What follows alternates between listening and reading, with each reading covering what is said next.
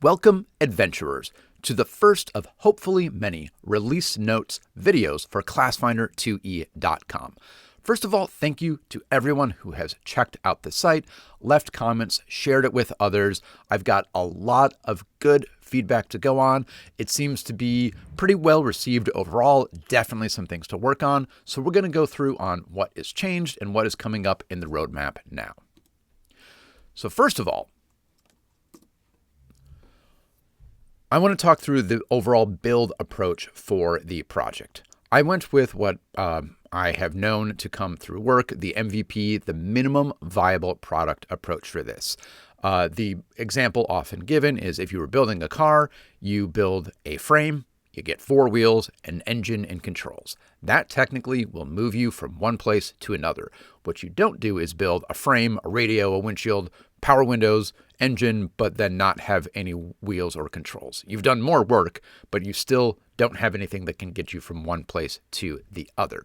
So that is what I went with here. In the Class Finder MVP, I defined it as a list of the classes with the icons, stat bars, and description, and filters.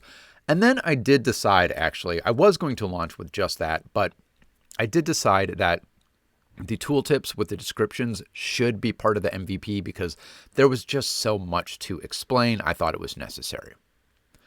So that's what we launched with. Now when it comes to updates, what to prioritize. The first would be any site-breaking bugs. Like if there's anything that is preventing people from using the site at all, well, that's got to get fixed above anything else. Inaccuracies. If there is something that is incorrect in the stats, the descriptions, just plain out objectively wrong, that's got to get fixed. Next, I'm going to do contested inaccuracies. Now, this is not a perfectly objective system, right? Providing a 1 through 5 score on something that doesn't have a 1 through 5 score. So this is where we get into contested inaccuracies, and this is where there's still a lot of feedback to go through. Then minor enhancements, things that I say, that's a good idea, and that is not going to be very hard to do. Let's just do it. And then new feature requests. These are going to be the bigger items to add to the site. I'm going to prioritize them by, I think, the popularity of how many people are requesting it, / how big of an impact I think it'll have on the product. And then I'm going to try to work on these by effort and availability. This is something I do on the side.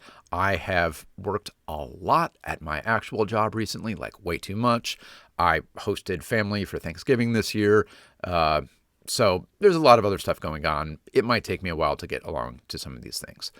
And then some of the other considerations I have here, just so everyone knows, possibility of regression issues.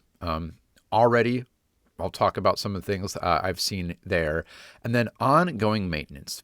This is a big one. This is something I've just learned overall in life and in work. There's the initial effort to build something, but then you also have to think about how much work goes into maintaining that thing. So we'll talk about what I mean there in a little bit.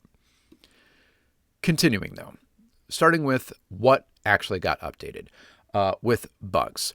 There was only really one bug mention, and it's if you chose a key ability and then switch back to no ability without hitting the reset button, it wouldn't actually change the stats. So that is selected. So if I go and I select only my wisdom-based classes, and then I go back to a blank key ability, now we are resetting the stats there.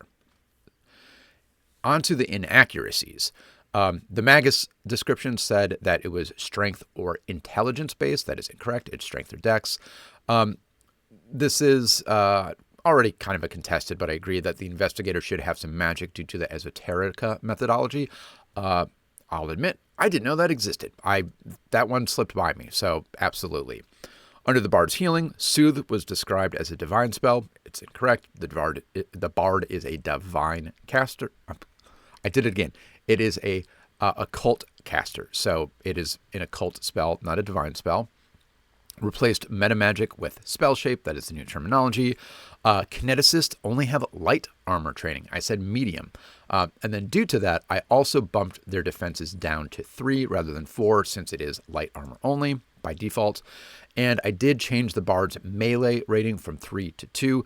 Good point. Even though it does have martial weapon access, There are plenty of other classes that have martial weapon access and have a key ability score of strength or dex, one of the martial abilities, and they were at a 3. So someone with the same level of weapon access but a lesser key ability and lesser weapon progression actually should have a lesser ability. So they were changed from 3 to 2. Contested inaccuracies. I am not even going to read through all of these. This is where I need the most feedback on this site and from this video. These are all things that people brought up as suggestions as changes in the stats. Now, I will say these are contested because I overall am going to stick with what I have on the site right now. I've gone through, I went through probably 10 rounds of my own review to make sure I was happy with the stats. Clearly, a few things I was still wrong about. And these are things I also say are contested because I have seen some people argue both ways, or one person argue one way, one person argue another on all of these. So just leave me a comment with one of these specific items, letting me know if you think it should be changed. Should Animist be max difficulty? I kind of say no because sure, you can pick from every single one of the apparitions, but I kind of feel like most Animist builds are going to revolve around a few key ones that you cycle through. There's been some contention on should the swashbucklers have more or even less of a support ranking. Should a fighter be ranged in 5 in ranged? I'm missing a quote mark there. Oh well. I still say no because they don't have attack of opportunity and they don't by default have extra damage to ranged attacks like the gunslinger does. I think that means the gunslinger should outpace the fighter in ranged damage. We've got a couple of should someone be considered magic due to an archetype kind of questions. Should the monk be a 5 in melee? I say no, because they're still hitting with relatively smaller weapon die, and they're not adding like rage damage or anything like that. Healing ratings. A couple of those. Lots of those. Basically, like a lot of questions on whether the kineticist, animist, druid should have different ratings in healing. Should the gunslinger be bumped up in melee because some of the gunslinger ways do combine melee with their firearms, maybe? And should the thaumaturge range and melee stats be equal or maybe even swapped? And this, honestly, isn't even every contested item that I had, but it filled up the page. And, you know, if I get just a comment or two on each of these, that's already going to be dozens more comments to go through. So let's work through these kind of one at a time. Let me know what you think on all of these contested accuracies. On to minor enhancements. The ability score should be in standard order. That is done. And we should indicate the number of filtered results. Those two are both done. So we've got standard order for the key ability picker here. And then we do have number of results. Now, this one, I completely agree with the number of results because I often go support first. Like that's kind of the thing I'm most interested in. And if you notice, since like everyone does some support, nothing changes until you get higher up. And then especially on mobile, where you only see the the alchemist at the top, and I drag the support slider and nothing would change. And then, well, you just need to see the number of results there. So very good suggestion. So went with that. On to the new feature requests. By far, the biggest feature request was a 2-way slider. Now, on the note of the 2-way slider, where you have a min and max range, I was absolutely thinking the same. That was my initial plan for the site. It is surprisingly difficult. What we see here are native HTML inputs. There's just there's custom code going into, of course, doing the filtering, and then also these number values at the bottom are custom. But the functionality to do the sliding here is just literally one line of code because it's just native in your browser. That is not something that is natively available, having a two-way slider. That is actually a fair amount of custom code. So I started doing it, and then I decided no. The other thing, now I'm still going to move forward with the two-way slider, but it is kind of an interesting question of why to me. I settled on the one-way slider, one, due to a little bit of laziness, but also two, I was like, generally, I want to be at least as good at something as, my filter here. Like, I'm going to say I want to be decent, very good at support, and I want to have some range. Okay, so I do those filters. As far as everything else, I don't really find myself often thinking, and I don't want any magic. Like, I don't know if it meets my range criteria and my support criteria and it's got some magic, okay, well, cool.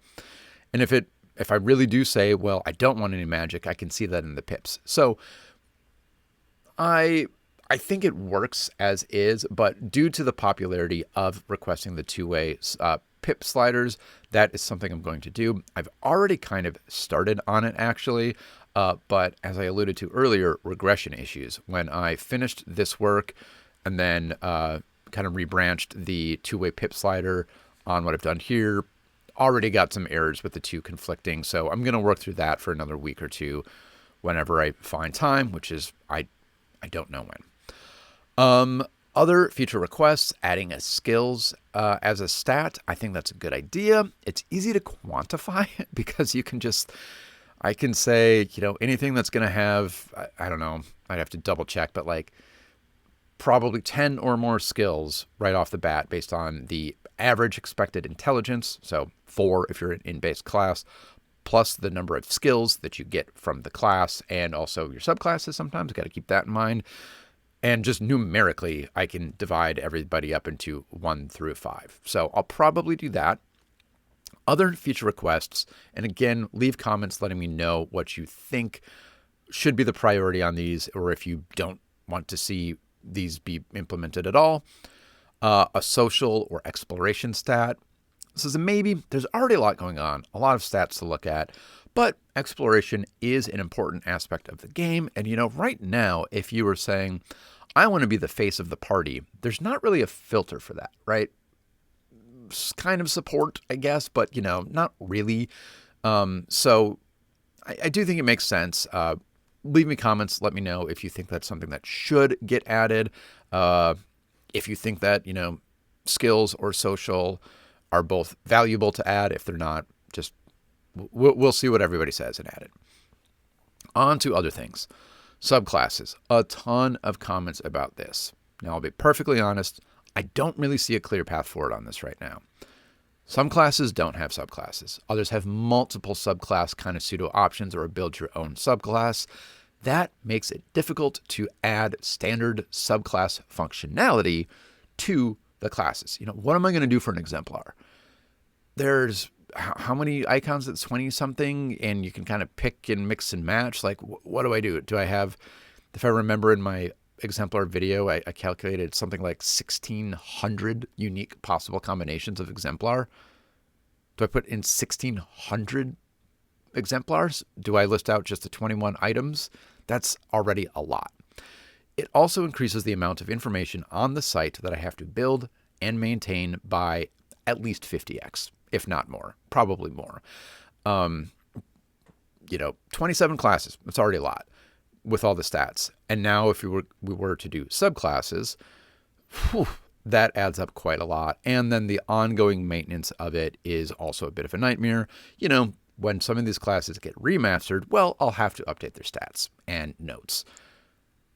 If I have to update their stats, notes, and all of the subclasses, that's a lot of work. And then also, as new books come out and new subclasses come out, that might change some of the ratings. There might be a super, let's say, range-focused swashbuckler that comes out. Just a range subclass for it.